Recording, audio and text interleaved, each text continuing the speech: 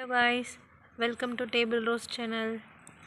இன்னைக்கு நம்ம என்ன பார்க்க போறோம்னா பொரி இருக்கு இல்லையா, அதை ஒரு மாதிரி வெரைட்டியாக வறுத்து சாப்பிடலாம் அப்படிங்கிறத பார்க்க போகிறோம். வாங்க வீடியோக்குள்ளே போகலாம். பொருட்கள் பார்க்கலாம். பூண்டு, வேர்க்கடலை, வரமிளகாய், கருவேப்பிலை, பாதாம் பருப்பு. தாளிக்கிறதுக்கு நம்ம வந்துட்டு என்ன யூஸ் பண்ணணும்னா தேங்காய் எண்ணெய் தான் இதோட ஹைலைட்டாக இருக்கும், ஃப்ளேவரும் நல்லாயிருக்கும். அப்புறம் தேவையான அளவு சால்ட்டு, மஞ்சத்தூள், இதுதான் இன்றைக்கி தேவையான பொருட்கள். கடுகு, கடலைப்பருப்பு. இப்போ நம்ம தேங்காய் எண்ணெயை ஊற்றிக்கிறோம். கடுகு போடுறோம், கடலைப்பருப்பு போட்டிருக்கோம்,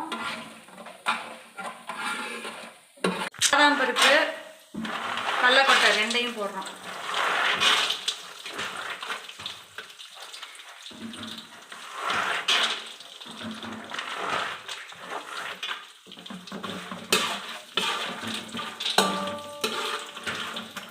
இப்போ கடலைக்கொட்டை வந்து நல்லா எண்ணெயில் வந்து வணங்கணும். அதுக்கப்புறம் என்ன பண்ணணும்,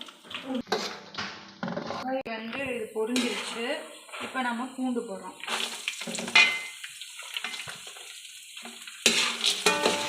உடனே கொஞ்சம் உப்பு போட்டுக்கலாம், அந்த பூண்டு வந்து இதாகிறதுக்காக, பொரியறதுக்காக. கருவேப்பிலையும் வரமிளகாயும் போட்டுக்கிறோம். பெருங்காயத்தூள் போடுறேன், இன்க்ரீடியன்ஸில் மென்ஷன் பண்ணல, இப்போ போடுறேன்.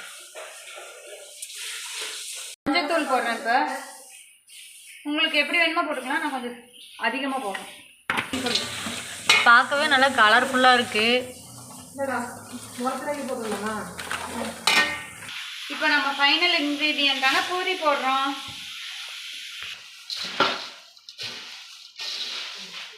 இப்போ சிம் பண்ணிக்கணும் அடுப்பை.